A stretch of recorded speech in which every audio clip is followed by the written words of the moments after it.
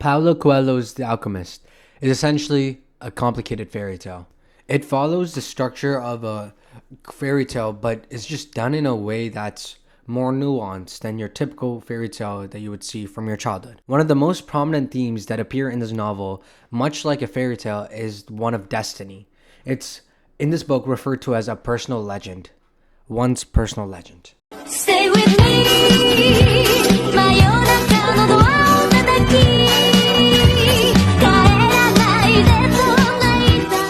One's personal legend or destiny is what calls to them. It's something that calls to them from the very depths of their heart. It's something that produces meaning as a result. This quote describes this. But unfortunately, very few follow the path laid out for them, the path to their personal legends and to happiness. And we will be exploring this through the psychoanalytic theory. Sigmund Freud's tripartite model of psychoanalytic theory, he proposed that every person has three parts that influences their personality and actions: the superego, ego, and the id. Through the psychoanalytic theory, we will explore how what placing one's personal legend at the top as their highest ideal will mean as they go through their life. More specifically, Santiago's life in this novel. Santiago, at the start of this novel, has recurrent dreams of him going to the Egyptian pyramids and finding some sort of treasure. That was what he was called to do, his personal legend. Notice how it was through Santiago's dreams that he realized his personal legend. In psychoanalytic theory, Sigmund Freud proposed that dreams always had a latent and obvious meaning.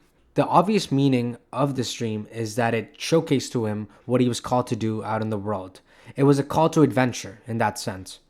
But for its latent meaning, it's something more deeper. It showcased how to the readers and to himself that your personal legend is always deep within your heart. Keep the heart in mind because it is something that we'll be talking about later down in the video. The superego is said to be the spiritual moral mind in the psychoanalytic theory. But what we see in this novel is Santiago placing his personal legend as his superego. This allows him to have everything, all of his actions in his life placed around his one highest ideal, his destiny that he's called to fulfill. The closer one gets to realizing his personal legend, the more that personal legend becomes his true reason for being, thought the boy. This quote says that the more you choose your personal legend, placing it as your ideal or that transcendent value, that value you hold yourself accountable to in the highest regard, the more that ideal influences every action you take. This connects back to the quote selection in the beginning, where it's because Santiago chose to follow his personal legend and placed it at the top as his transcendent value that he produces meaning in his life and produces happiness as a result. This is why you can see there's so many instances in the book where Santiago chooses to leave the love of his life in the oasis so that he could go and follow through in fulfilling his personal legend. Santiago could have easily just stayed in the oasis where he had a good life. He became the counselor of the oasis, good status and money, and found the love of his life. But he chose not to stay content with his life and not to go against that ideal, the very reason of being now. Moreover, throughout Santiago's journey, as a result of Santiago placing his personal legend at the top as his highest value, he changes as a person. And this novel provides quite a bit of insight into change. These two quotes.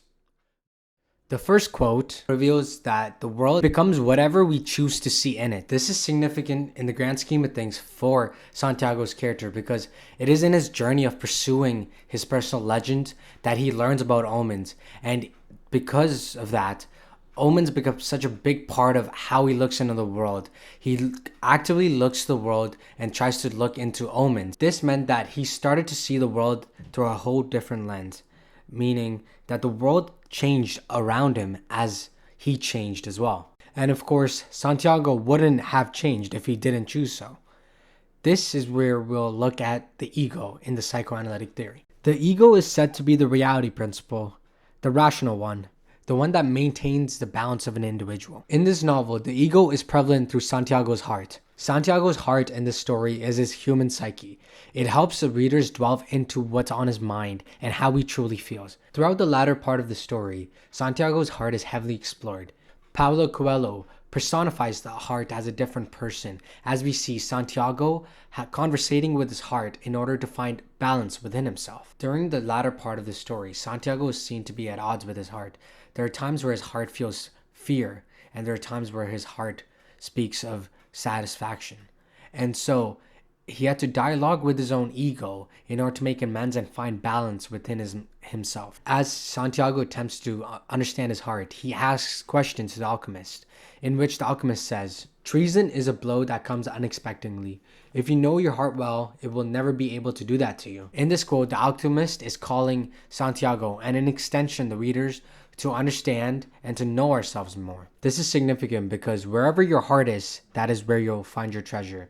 This was said by the alchemist to Santiago. This quote is an allusion to a famous gospel passage from the book of Matthew. It is taken verbatim from the gospel as well. This passage is crucial because not only does it further reinforce that in the psychoanalytic framework, Santiago's heart is the ego, but it also speaks to the fact that a person has to consciously choose where their heart lies, because the heart decides where the treasure will be. The treasure is essentially here the highest ideal, the value that the person stands up by. Moreover, Paulo Coelho, the author, is trying to convey a message to the readers that one must be wholeheartedly aligned to whatever their highest value is, that dream that you're trying to chase, that personal legend, because it isn't chasing that personal legend wholeheartedly with all of yourself, aligned to that one cause, that you will find success. But of course, things wouldn't be interesting if there was no opposing force in Santiago's character. This is where we get the concept of id in the psychoanalytic theory. In the tripartile model, the id is the pleasure principle. It is the base physical needs of an individual. In Santiago's character, the force that resists change is his id. This is personified to the character of the glass merchant. Paulo Coelho uses the glass merchant as a foil character to Santiago. The author uses the glass merchant to show Santiago what happens when one gives into their id, the force that resists change. He realized that he would become exactly like the merchant, trapped in a life of stagnation if he gave up on his personal legend. This is very significant because at that point in Santiago's journey, he could have chose to go back and become a shepherd, as he had all the money that he ever needed to buy his flock back. To wrap it up into one final message, this novel is calling us to explore ourselves and find what our true purpose is in this world, and set our hearts toward it as our ultimate ideal, in the hopes that everything will work out in the end to a meaningful and happy life. That's really it from my end. Thank you for watching.